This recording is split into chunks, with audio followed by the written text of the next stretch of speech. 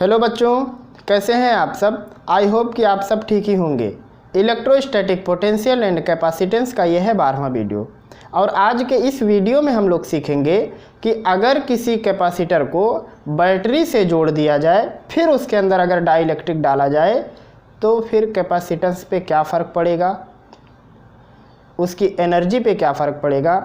और अगर हम लोग बैटरी को हटा लेते हैं, यानी संधारित्र से जब हम लोग बैटरी जोड़े थे उसके बाद अगर हम लोग बैटरी हटा लें, उसके बाद अगर उसके अंदर परावैद्युत पदार्थ डालें, तब कैपेसिटेंस पे क्या फ़र्क पड़ेगा और उसकी ऊर्जा पे क्या फ़र्क पड़ेगा।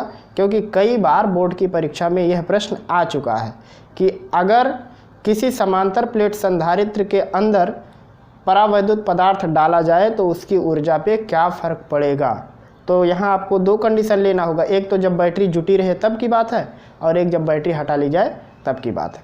और साथ साथ में एक चीज़ और हम लोग आज पढ़ेंगे, क्योंकि उसके लिए अलग से वीडियो बनाना थोड़ा मुश्किल हो जाएगा, क्योंकि बहुत छोटी सी चीज़ है, छोटा टॉपिक है, लेकिन हर बार बोर्ड परीक्षा में कहीं ना कहीं आ ही जाता है। वो है एनर्जी डेंसिटी, संधारित्र का ऊर्जा घनत्व। तो वीडियो के अंत में हम लोग उसको भी ड्राइव करेंगे कि ऊर्जा घनत्व क्या है, कैसे हम लोग निकालते हैं कैपेसिटर के लिए, उसकी बीमा वगैरह, इन सब चीज़ों पर भी हम लोग आज चर्चा करेंगे। तो ये है आपका चैनल सीक्रेट S5 ट्यूटोरियल और मैं यश खान आपका स्वागत करता हूं अपने इस चैनल में। तो बिना समय गंवाए हुए शुरुआत करते हैं आज की topic, dielectric inserted in a parallel plate capacitor. हम लोग बना लेते हैं सबसे पहले एक पैरेलल प्लेट कैपेसिटर। अब मान लो कि इसको हम लोग किसी बैटरी से कनेक्ट कर दिए। तो जब कनेक्ट करेंगे, अगर मान लो इसका पॉजिटिव टर्मिनल ये नेगेटिव और यहाँ टर्मिनल के बीच में पोटेंशियल डिफरेंस भी है, तो यहाँ से क्या होगा, चार्ज फ्लो होगा। तो एक पे प्लस आ जाएगा इस पॉजिटिव टर्मिनल के कारण और एक पे माइनस। तो जब तक ये बैटरी कनेक्ट है तब तक यहाँ पे भी पोटेंशियल का डिफरेंस वही होगा जो यहाँ है। लेकिन जैसे ही बैटरी हटा लेंगे तो उस बार क्या फिक्स बचेगा, चार्ज फिक्स बचेगा, बाकी यहाँ से पोटेंशियल डिफरेंस भी फिनिश हो जाएगा। तो हम लोग इस केस को स्टडी करेंगे दो पार्ट में इसका, कि मतलब बिफोर कंडीशन ले लेंगे और आफ्टर कंडीशन ले लेंगे। तो यहाँ पे मान लो ये कंडीशन हो गया बिफोर वाला, मतलब बैटरी हटाने से पहले की बात, और ये आफ्टर वाला बैटरी हटाने के बाद। ये हमारा केस 1। अब यहाँ मान लेते हैं कि फाइनल वाला, इनिशियल वाला, मतलब जब ये कनेक्ट है उस समय चार्ज है इस पर QI, पोटेंशियल है इसका VI, इलेक्ट्रिक फील्ड है EI, मतलब इनिशियल, कैपेसिटेंस है EI और एनर्जी है इसका UI। और यहाँ पे है final, V final, E final, C final और U फाइनल। मतलब ये है जब बैटरी कनेक्ट थी उस समय का कंडीशन है, और ये है जब बैटरी हटा लिए उस समय का कंडीशन। तो दोनों में आपने क्या देखा कि जब बैटरी कनेक्ट थी तो यहाँ पे पोटेंशियल बराबर था, लेकिन जब बैटरी हटा लिए तो पोटेंशियल गड़बड़ हो गया सब। लेकिन अभी भी क्या बराबर है, चार्ज। तो इस कंडीशन में क्या होता है, चार्ज कांस्टेंट होता है। ये एक बात दिमाग में रखे रहिएगा, चार्ज कांस्टेंट, यानी अगर हम लोग बैटरी को हटा लेंगे तो बैटरी जो एक बार चार्ज देके चली जाएगी वही उस पर पड़ा रहेगा, जब तक कि हम लोग उस कैपेसिटर पे कोई दूसरा कंडक्टर ना टच करा दें या उस कैपेसिटर को एक वायर से दूसरे वायर के साथ टच ना करा दें, तब तक उस पर जो चार्ज है वो बना रहेगा।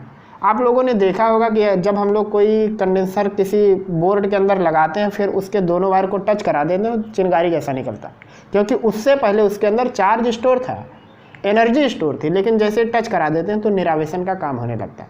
तो जब तक इसको टच नहीं कराएंगे तब तक यहाँ पे चार्ज जो है ये वही रहेगा जो बैटरी इसको देके गई थी। तो अगर हम लोग ये कह दें कि इसके पास जब बैटरी जोड़े थे तो इस पर चार्ज कितना आ गया था, Q0, तो जब बैटरी को हटा लेंगे तब भी चार्ज यहाँ कितना बचेगा, Q0। अब यहाँ पे आता है ये पोटेंशियल।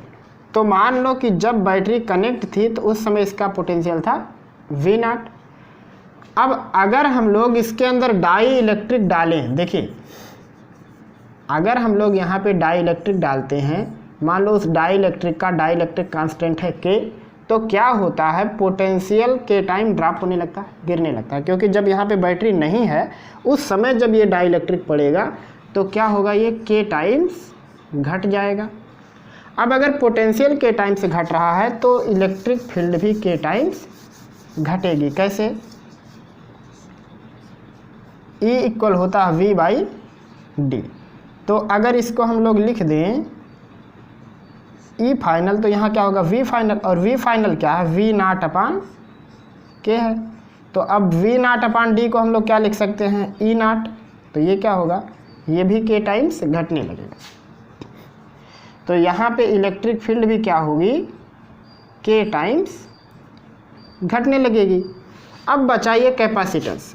तो जो कैपेसिटेंस है प्रारंभ में मान लो इसका कैपेसिटेंस है सी नॉट, तो ये लास्ट वाला क्या होगा, ये भी के टाइम्स बढ़ जाएगा। कैसे? C इक्वल होता है Q बाई V। अब अगर हम लोग फाइनल की बात करें तो ये भी फाइनल वाला होगा, ये भी फाइनल वाला होगा। फाइनल वाले में भी चार्ज कितना है, Q नॉट, और फाइनल वाले में पोटेंशियल कितना है, V नॉट अपान के। ये के नीचे से ऊपर चला जाएगा तो होगा ये Q नॉट के अपान V नॉट। अब Q नॉट V नॉट ये क्या है, C नॉट है, या सी आई कह सकते हैं या C नॉट कह सकते हैं। तो क्या हुआ, ये के गुना बढ़ गया, ये यहाँ पे है इलेक्ट्रिक फील्ड। दूसरा कंडीशन ये है कि इसका प्रारंभ में एनर्जी इसके पास कितनी थी। तो प्रारंभ में इसकी एनर्जी कितनी थी, हाफ CV स्क्वायर, तो C not V not square थी। फाइनल वाली एनर्जी हम लोग कैसे निकालेंगे, ऐसा लिखेंगे CF और VF इसका स्क्वायर लेंगे। तो अब फाइनल में इसके पास कैपेसिटेंस कितना है, KC नॉट, यहाँ हाफ रहेगा, और फाइनल का इसका पोटेंशियल कितना है, V नॉट अपान के, इसका हो गया स्क्वायर। तो जब इसका स्क्वायर करेंगे तो ये क्या होगा, के का भी स्क्वायर होगा और यहाँ एक के बचेगा। तो ये कुछ ऐसा होगा, K C not V not square upon K square. एक के से के स्क्वायर का एक के जब कट करेंगे तो यहाँ कितना आएगा, half C not V not upon K. ये हो गया इसका एनर्जी। तो शुरुआत में इसके पास एनर्जी कितनी है, half C not V not square, और बाद में इसमें एनर्जी कितनी हो गई, half C not V not square by के। या इसको ऐसा कह सकते हैं कि फाइनल वाली एनर्जी, ये जो फाइनल वाली एनर्जी है ये इनिशियल वाली एनर्जी से के टाइम्स घट गई। तो इसको ऐसा भी लिख सकते हैं, यहाँ पे जैसे मान लो अगर ये U नॉट हो तो इसको लिखेंगे कि U नॉट बाई के। यानी अगर हम लोग बैटरी को हटा लेते हैं तब क्या होगा, चार्ज वही रहेगा जो बैटरी जोड़ते समय था, पोटेंशियल के टाइम से घट जाएगा, इलेक्ट्रिक फील्ड के टाइम से घट जाएगी, कैपेसिटेंस के गुना बढ़ जाएगा, और एनर्जी भी के टाइम से घट जाएगी। ये इतनी चीज़ दिमाग में रखना है, ये भी घट जाएगा, ये भी घट जाएगा, ये बढ़ रहा है, ये भी घट रहा है, और ये क्या है, कांस्टेंट, मतलब इस पर कोई फर्क नहीं पड़ा। तो मेरे ख्याल से आपको ये मतलब जो केस फर्स्ट हम लोगों ने लिया कि जब हम लोग इसके अंदर डाई इलेक्ट्रिक डालेंगे और बैटरी को हटा लेंगे तो फिर क्या इफेक्ट पड़ेगा। एक बार फिर से देखिए कि अगर हम लोग बैटरी को कनेक्ट करते हैं और उस समय अगर Q चार्ज आ जाता है तो हटाने के बाद भी चार्ज वही रहेगा। अगर बैटरी को जोड़ते समय पोटेंशियल V नॉट है तो हटाने के बाद पोटेंशियल इतना बचेगा।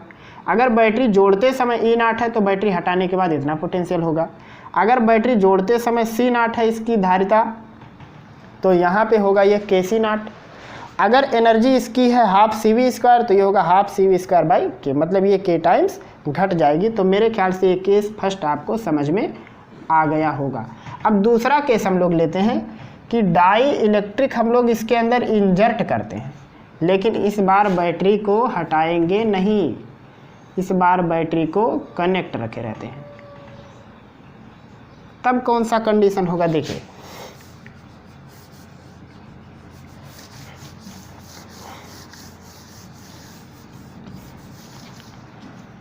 ये मान लीजिए ये है कैपेसिटर और इसको हम लोगों ने बैटरी से जोड़ के रखा है ऐसे,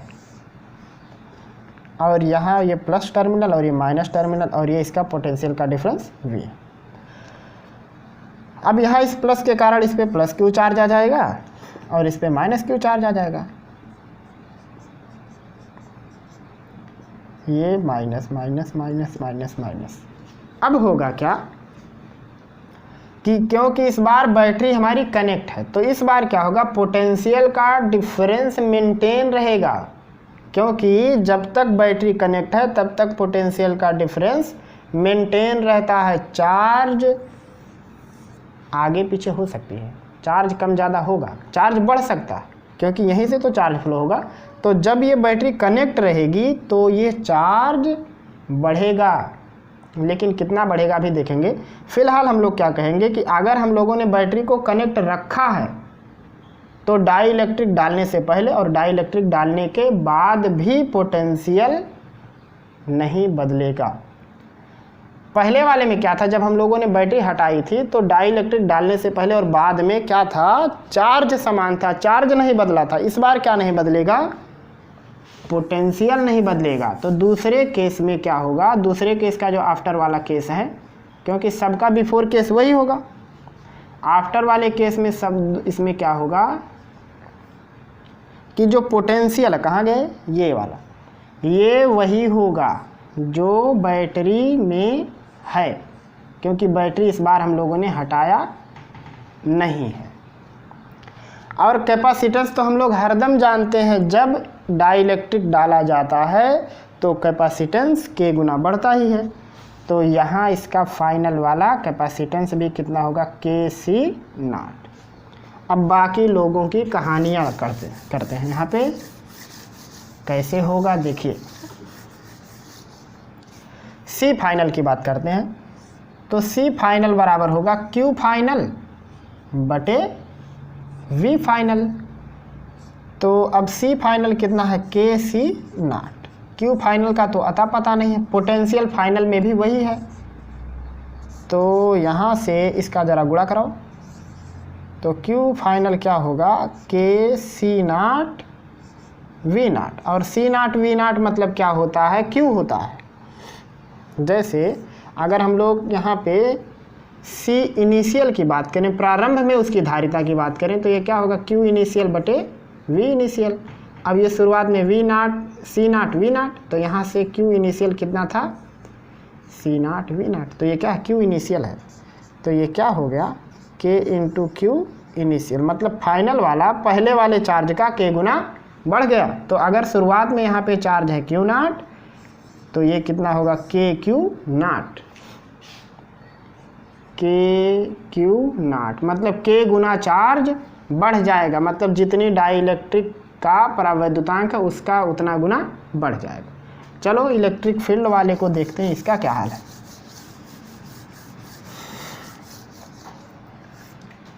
इलेक्ट्रिक फील्ड E बराबर होता V/D। तो फाइनल वाला देखो ऐसे, फाइनल वाला पोटेंशियल है वही जो शुरुआत में था, D तो बदल नहीं रहा है, तो D भी फाइनल वाला वही रहेगा, मतलब प्लेटों के बीच की दूरी तो हम लोग कम ज़्यादा नहीं कर रहे हैं, तो ये तो वही रहेगा। तो इसका क्या मतलब हुआ कि फाइनल वाला भी किसके बराबर है, पहले वाले के, क्योंकि जब ये नहीं बदल रहा है कुछ भी, तो यहाँ पे फाइनल और इनिशियल ये दोनों एक जैसे इलेक्ट्रिक फील्ड होंगे।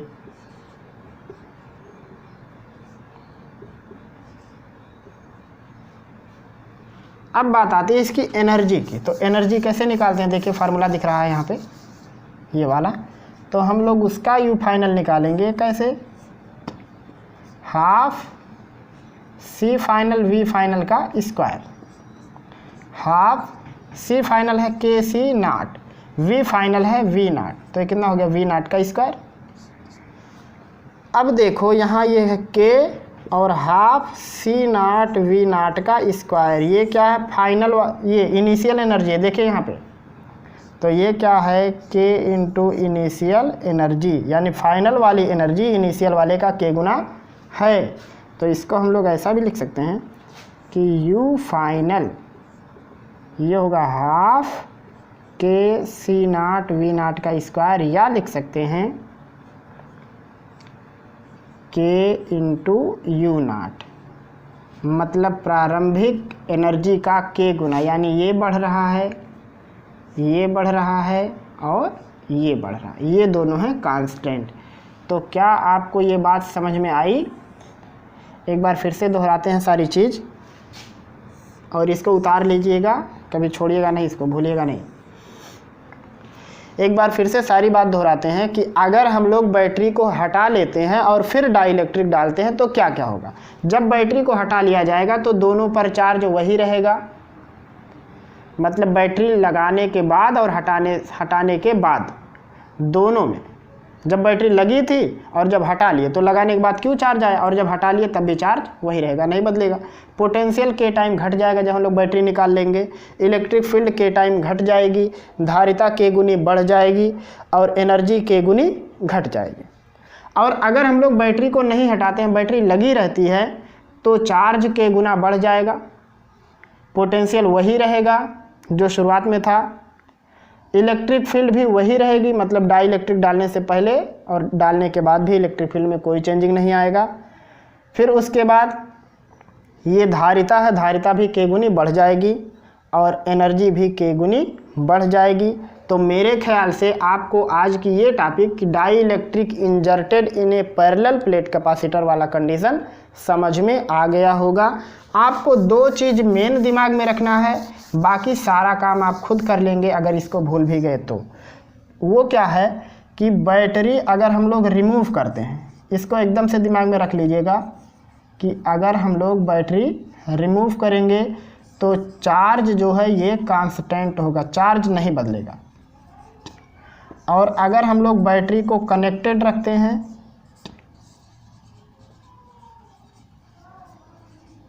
तो V चेंज नहीं होगा, यानी V हो जाएगा कांस्टेंट। और इन बोथ कंडीशन कह सकते हैं हम लोग, दोनों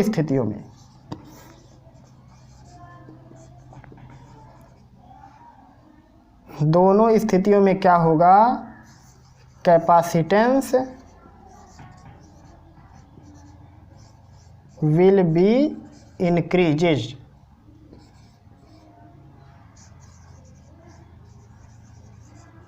कितना होगा ये के सी नॉट। ये तीन चीज़ दिमाग में रखे रहिएगा। तो ये इतनी सारी चीज़ अगर आप भूल भी गए तो भी भविष्य में काम कर लोगे।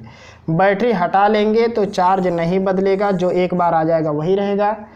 बैटरी लगी रहेगी तो पोटेंशियल नहीं बदलेगा, लेकिन चाहे आप बैटरी हटाओ या फिर जोड़ो, धारिता के गुना बढ़ ही जाएगी अगर उसके अंदर डाइलेक्ट्रिक आ गया तो मेरे ख्याल से आपको ये सारी चीज़ समझ में आ गई होगी।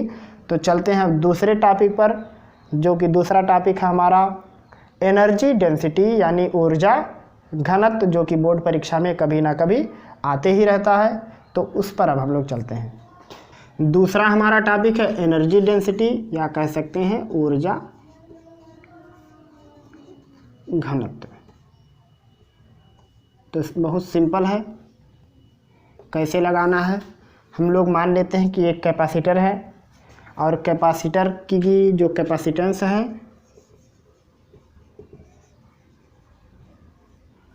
वो है C, डाई इलेक्ट्रिक का कांस्टेंट है,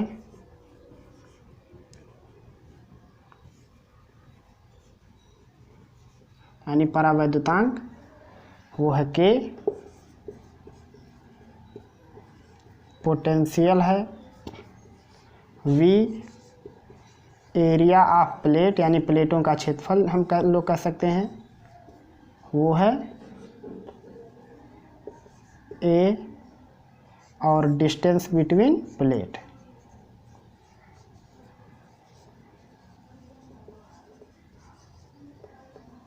यानी प्लेटों के बीच की जो दूरी है वो है D।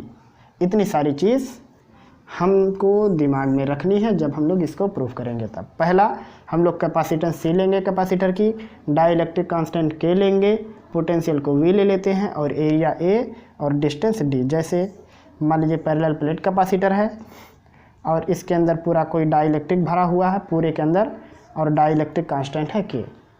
और यहाँ पे इसके प्लेटों के बीच की जो दूरी है वो है D। एरिया है प्लेट का A है, ये पूरा एरिया A है।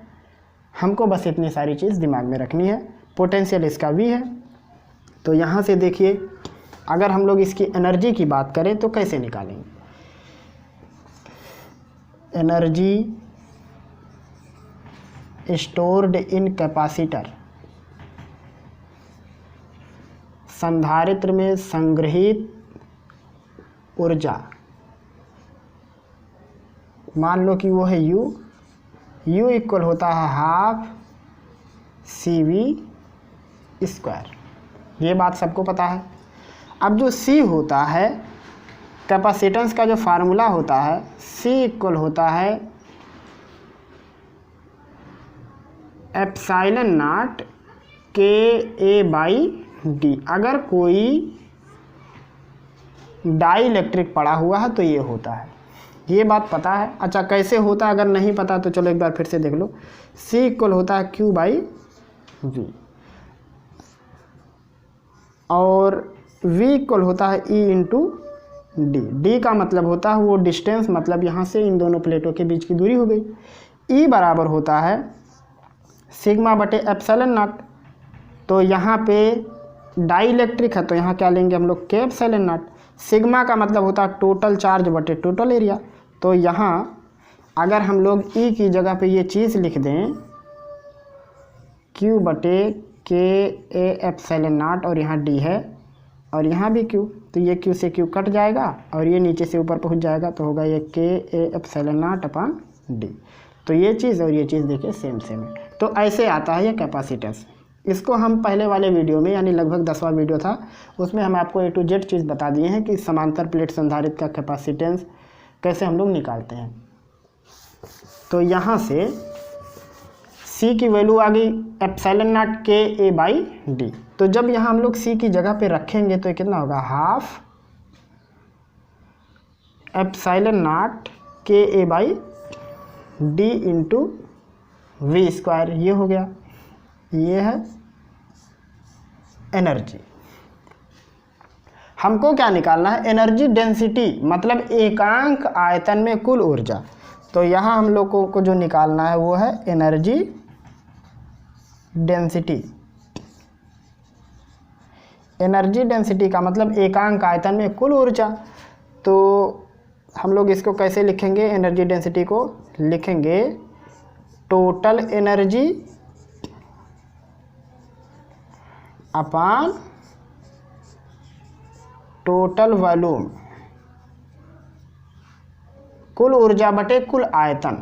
तो कुल ऊर्जा हमारे पास ये है half epsilon not KA/D into V²।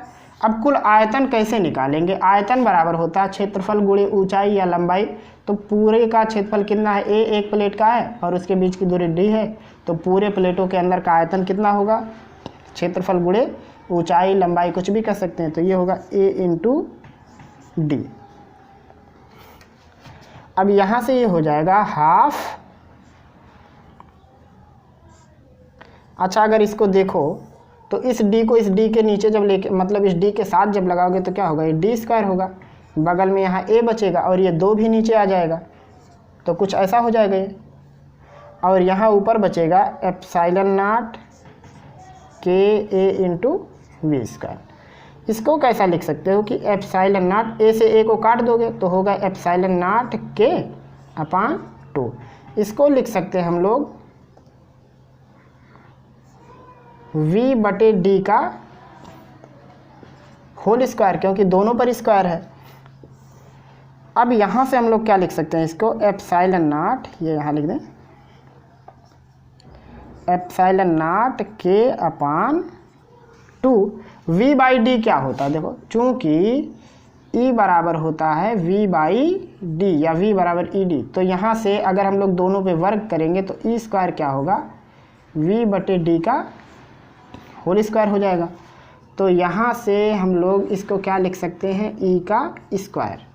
अब अगर हम लोग इसको सेट करना चाहें तो इसको ऐसा लिख सकते हैं हाफ एप्सिलॉन नॉट के इंटू ई स्क्वायर, ये हो गया एनर्जी डेंसिटी। अब अगर इसके अंदर कोई डाइलेक्ट्रिक नहीं है तो वहाँ पे के की वैल्यू क्या होगी, तो यहाँ लिख सकते हैं हम लोग ऐसा कि if dielectric is air, मान लो हवा है या निर्वात है कुछ भी, तो यहाँ क्या होगा, के की वैल्यू 1 होगी। तो यहाँ से टोटल आ जाएगा energy density half epsilon not into E square, ये हो गया एनर्जी डेंसिटी। मान लो इसको हम लोग स्मॉल यू से लिख दें, तो ये है एनर्जी डेंसिटी का फार्मूला। कभी कभी आ जाता है कि इसका मात्रक लिखो, ये अभी 1-2 साल पहले बोर्ड परीक्षा में आया था कि half epsilon naught E square का मात्रक लिखो। तो ये क्या है, ऊर्जा घनत्व तो है, मतलब कुल ऊर्जा बटे कुल आयतन। तो ऊर्जा का मात्रक होता है जूल और आयतन का मात्रक होता है मीटर क्यूब। तो इसका मात्रक क्या होगा, जूल पर मीटर क्यूब कह सकते हैं, या जूल मीटर पे -3 की घात। तो इस पूरे का मात्रक क्या हो जाएगा, इतना। तो यहाँ हम लोग इसको ऐसा भी लिख सकते हैं, कहीं पे कहाँ लिखें, यहाँ लिख देते हैं।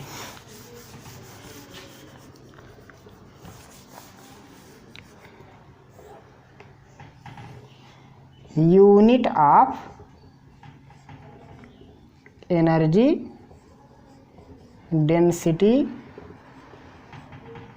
Are half epsilon naught E square is joule per metre cube, मतलब इस पूरे का मात्रक कितना होगा, जूल पर मीटर क्यूब। अब हम लोग इसका निकाल लेते हैं बीमा।